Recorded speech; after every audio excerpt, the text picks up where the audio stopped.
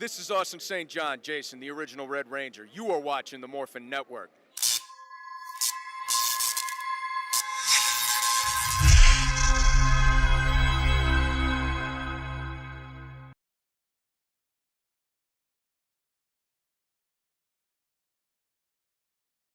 Hello, guys. This is Morphin Network. It's me, Ryan, aka Dagger Boy. Happy Saturday. We got a special guest, Sabrina Lu, Scorpina herself. Hi, everybody. Sabrina, tell us about yourself. Okay, well, I was lucky enough to get to play Sabrina / Scorpina in the second season of Mighty Morphin Power Rangers for the episode where it's called Goldar's Vice Versa, and they needed, the plot line was basically Scorpina disguised as a student asks Adam to the dance because it was a vice versa dance where the girls asked the boys. So they thought, well, why not send Scorpina down there disguised as a student? So luckily I got to go in there and I had a great time. And yeah, it'd be great if they, had continued her storyline a little bit. But I suppose once she's kind of blown the cover being a student, then she's in outer space. But we still could have had more villainous stuff going on, certainly, and things like that. I always love to hear a lot of the theories and fan fiction and stuff that comes up for the character, for Scorpina. That's always fun to read. So if anyone ever writes anything like that, I'm always happy to. How you started with acting? I started, I did dancing in high school and stuff. I worked at Disneyland, did parades and everything like that. So a lot of Southern California, especially Orange County kids worked at Disneyland. So we had the incredible option of, not just having McDonald's as our high school job. A lot of us worked at Disneyland in different departments, and since I was dancing in high school, we all auditioned for the parades, so I got a little, you get a little taste of being in the entertainment industry from working at Disneyland, and then went to college at UCLA, had a really good time there, and did some performing, but mostly just casually, that we had something called Spring Sing, and so we were doing singing and dancing and stuff like that as teams and groups on campus. And I think that's kind of what got me into the idea of being on stage.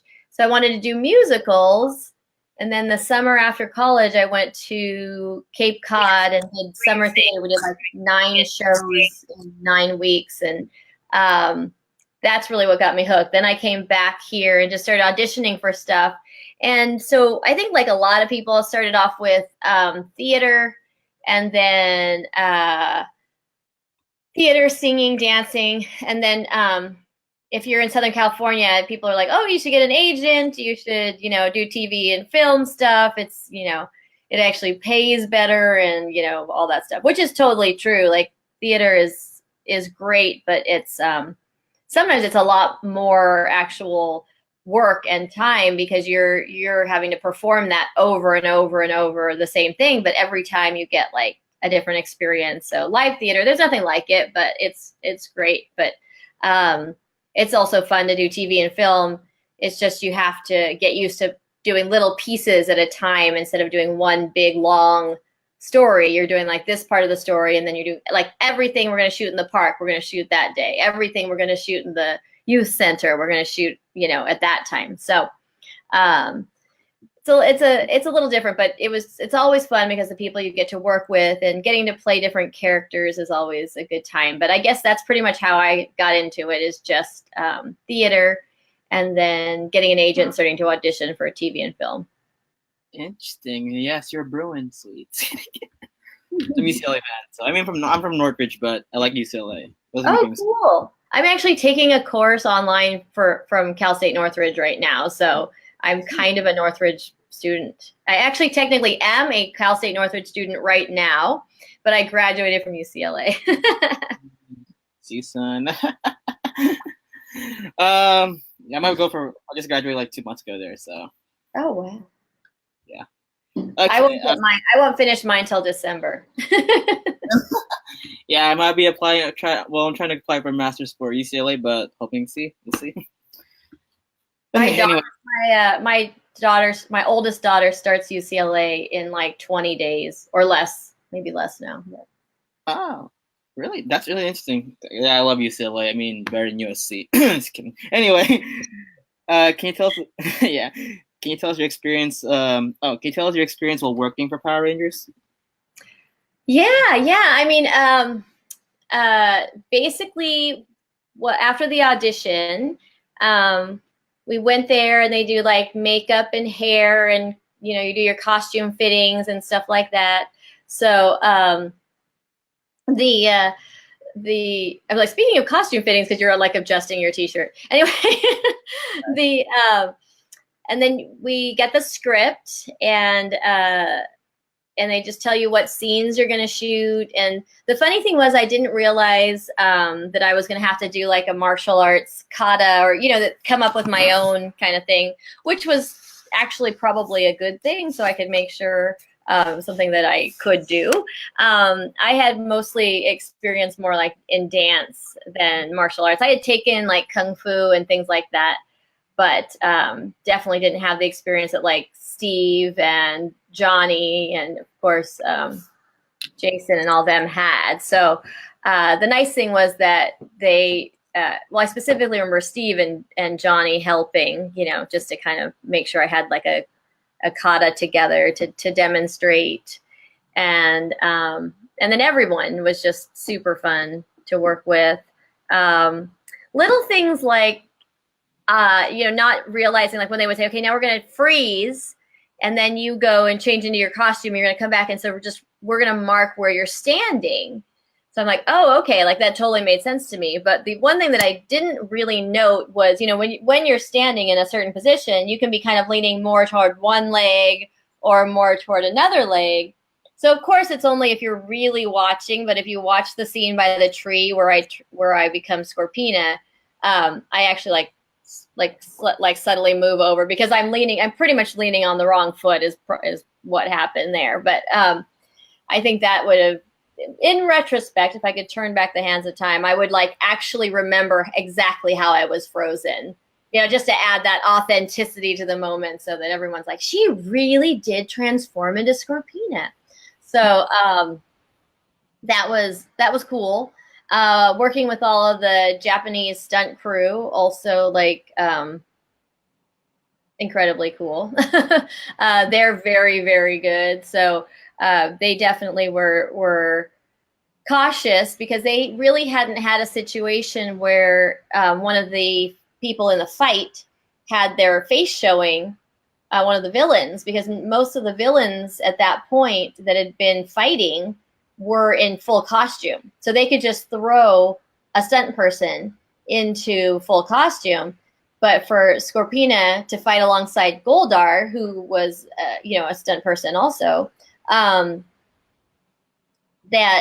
they had to use me, because they didn't have someone that looks identical to me, that would, that sort of thing. So, I mean, nowadays, obviously, if you're talking about like a big budget thing, they would have actually had a stunt person that looked enough like me to pull that off. Like, I don't know if you've ever seen pictures of like people and their stunt doubles and how much alike they look. Usually it's amazing. I mean, because they'll do the hair and the makeup and everything the same, and they just won't shoot them like full on. So anyway, that was cool, but then I couldn't do much because I'm not like a trained stunt person like they are, and they know their routines, they know what to do. So I got to do a couple of things. I got to get kicked and fall back and do how those shots were done. So that was my very brief career in stunts was right there on that episode. So I've since then never did a part where I had to do anything close to martial arts fighting. Any bumps and bruises? Okay, so the next question is can you tell us your experience with the Power Ranger fandom and in conventions? Oh, sure. No, it's kind of a wacky thing. I ran into Steve Cardenas somewhere. we have weird mutual like paths that have crossed over time. Like his sister married a friend of our, that kind of stuff. Then his other sister worked for my parents' company. So we'd run into each other, and right before, I guess it would have been the third Power Morphicon, I think, we ran into each other, and he's like, "You should go to Power Morphicon." I'm like, "Why would anybody want to see me?" It was just this one little thing so many years ago. And then little did I, and he goes, "Oh, no, they remember your character. They absolutely will remember you." I'm like, "Oh, okay, Steve, sure." And lo and behold, so I went to the first one, and there's all these people that wanted to, that had pictures, that had been following the character from the Japanese series. They knew everything. So I learned most of what I know about her as a character, especially from the Japanese series, all from the fans. And so that's been kind of actually really cool. I love getting to talk to everybody at the conventions. I love hearing all of the storylines. I don't know how many of you guys know Kent Brown, but he has a big book, and I like seeing all the updates he does in his book and all the pages he's done for each villain and everything he's done on Scorpina. And people will send me links to clips from, especially from the Japanese series, and I'm like, wow, she did a lot more. She had this whole thing in an amusement park. She had a baby, so certainly she was also playing. I mean, obviously they weren't necessarily built. She wasn't trying to pull off being a high school student. So I think her storyline could go a little, different places in that way. So, but yeah, no, it's incredible. It's an incredible fandom for a lot of reasons. One of which is just the length of time that this series has been going, and all the different incarnations of it have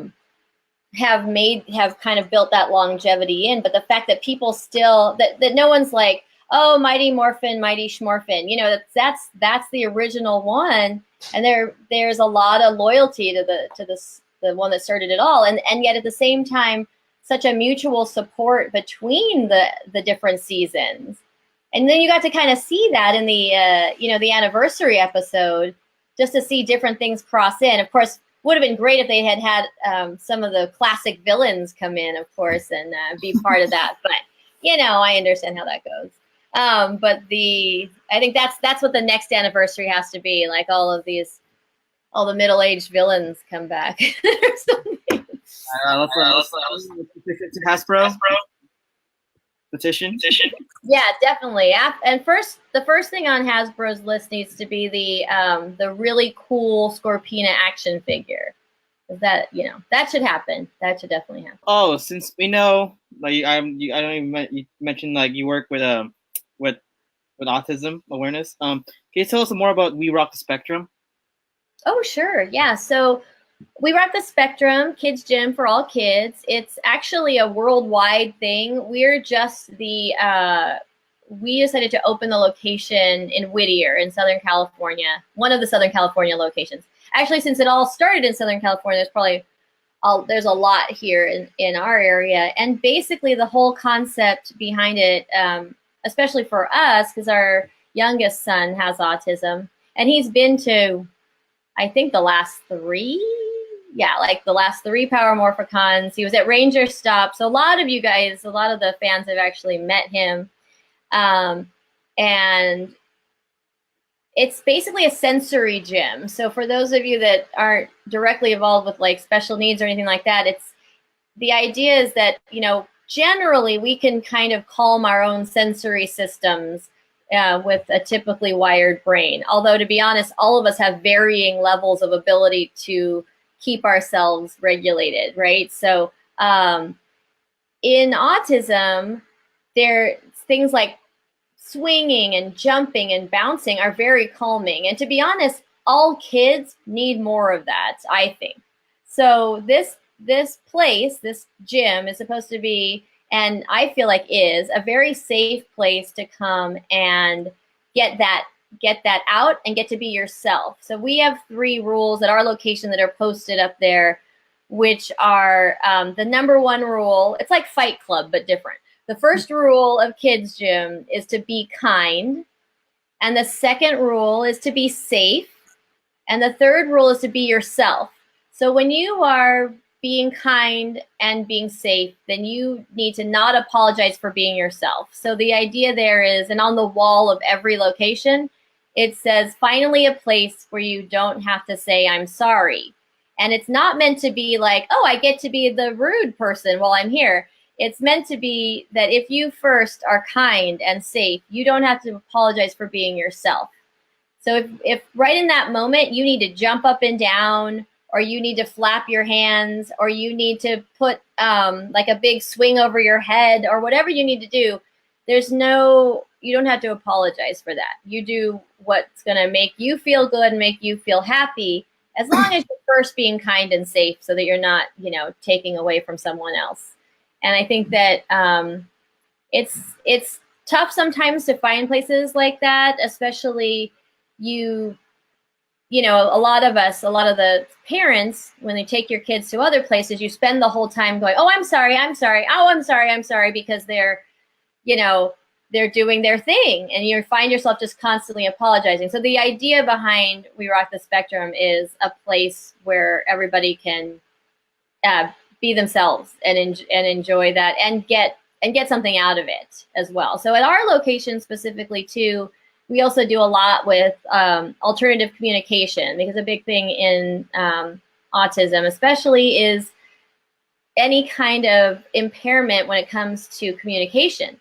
So anything we can do in assistive technology, whether it be working on helping kids type or spell or anything like that, or it could even be as simple as giving them a choice on a piece of paper and that sort of thing, saying, do you want to do this or do you want to do that? So just wherever it is. So we really try to focus on bringing everybody to an equal playing ground where there's, and I think play just sort of allows that to happen. Everyone is on it, is a lot of times you look out on the floor and everyone is just interacting. We have all ages, all abilities. That's the goal, is all ages, all abilities, playing together, socializing and all that kind of stuff without any judgments, which is, what we would ideally like the whole world to be like.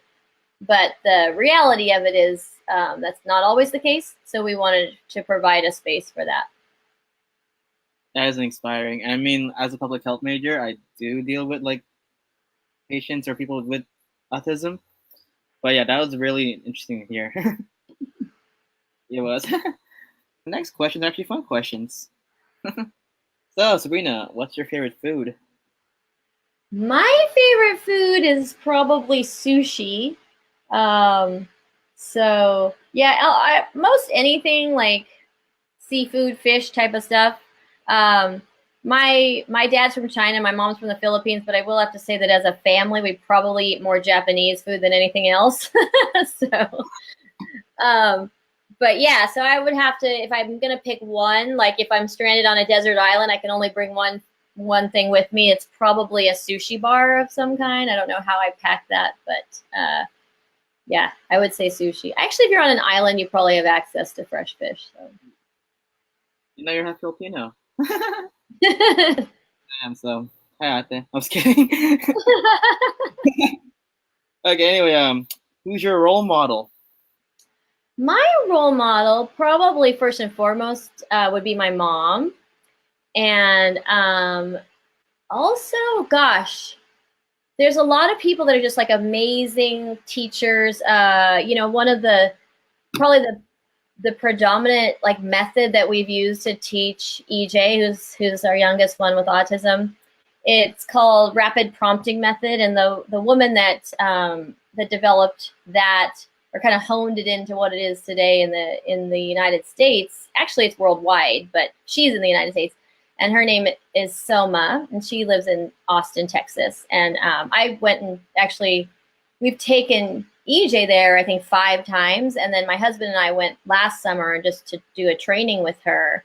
So just really about what I love about any of the methods that honor, first of all, the gifts within all of us. And so that work from the standpoint of let's build you up, let's find these things that you can do well and support you to confidence and then help you do more. So one of the things actually somebody asked my son, and he spells out the answers. Someone asked him, like, what advice do you have for like young autism parents or newly diagnosed parents, or parents with newly diagnosed children? And he said, let us be us, but help us to be more too. So I think that one of the things with that is basically these methods that we use to help teach EJ, which we homeschool him now, are all about supporting to success, finding that moment where you can help that person succeed at the goal, and then you start to fade the supports back to build the independence. But all the while, you're building that person up and you're creating an environment of support and confidence. And there's no one that works with him that doesn't believe in him 10,000%. They're just not allowed to be on the team. And so basically just surrounding him with just that bubble of support, because that's where we're all going to learn best. None of us perform best or do our best when we feel like the people right next to us don't believe in us. So I think that in anything, that's an important thing to learn. And sadly, especially for the non-speaking autistic community, and sometimes for the unreliable, and actually more so sometimes for the unreliably speaking autism community, is that they're being taught from kind of a deficit model. It's like, you have to prove you have mastery of this before we move you to this. So for 3 years, his goal was to learn the alphabet. I said, well, you know what? I'm pretty sure he learned that the first week or so that you were teaching it. And these last, 150 weeks or so, he's just not motivated to do anything. And just because he can't demonstrate the way you want him to demonstrate it, instead of them looking at other ways to help him succeed and to help him demonstrate that, they just keep sticking with these same methods that don't work. So I don't know. That's my own. I could go off on that for a while, but basically the whole thing that we really follow is find that spark in everybody, and then your job as a teacher, your job as an instructor, is to build upon that, and help build from a place of confidence and just surround whoever you want to succeed in confidence, and provide opportunities for success. When all we provide are opportunities for failure, what's going to happen? I agree. I highly agree with you. I really agree. That was really inspiring, and thanks for giving me tips, because I actually do want to be an instructor when I get my master's, hopefully. But yeah. So, do you have a favorite movie? Well, for the longest time, I would say one of my absolute favorite movies was The Princess Bride. Just really, really funny. So I think that's probably one of my all-time favorite movies. I also really liked Inception. So that would be way up there. What else did I really like? I honestly love all the Harry Potter movies. I actually really enjoyed the oh, hey. I really enjoyed the Power Rangers movie. I actually didn't see it right when it came out, so I saw it after a little while. But I thought they did a nice job with that. I mean, that's really hard. I mean, of course, I'm a little bit biased on the villain side of things, but I understand they need to kind of make that their own thing. But I don't know. I would have liked a little closer to classic Rita and Goldar, and obviously having Scorpina in the movie would have been nice, but whatever. Maybe she shows up in the sequel. Hey, you never know. Plus, we need to petition you to come back. Come on, Hasbro. Let's do it. Hey, you never know. Look at some actors came back 5 years ago. Yeah. Let's see. James Earl Jones says, do you know whatever happened to Scorpina after Zordon's energy wave purified and or destroy the evil on Earth. He for she, whatever reason, has not been mentioned. I don't know if you're watching Space, but yeah, when Zordon died, like he kind of like his spirit killed almost every villain. Well, some good, I don't know. Yeah, no, I've heard that, since I did not that it is a mystery. So I think it just leaves the door wide open. If nothing else, the six comic book series, what actually happened to me. I think she was probably hiding out on Earth in Sabrina form, and that's why she didn't get to turn to space dust. Right after this, we need to get your petition for Hasbro to come back and Boom Studios to make a. That's kidding. Hey, we should. Exactly. There's like so many plot holes from an old Sword on era. To be honest, like Yeah, well, I think they kind of going fast and furious. It wasn't like the whole idea that everybody would be looking back and thinking, what happened to this person or what happened there? It was just like get the episodes out, get a fun line going, that sort of thing. And it's now, I mean, I don't think anyone really envisioned that 25 years later, people would be looking at it, at the plot and stuff like that. So, that's, to be honest, I think everybody was surprised that we would be thinking about it. But if you don't resolve and something goes on for 25 years, it kind of leaves you open for questions. But that's good too, because it lets us all be a little bit more creative and what could have happened.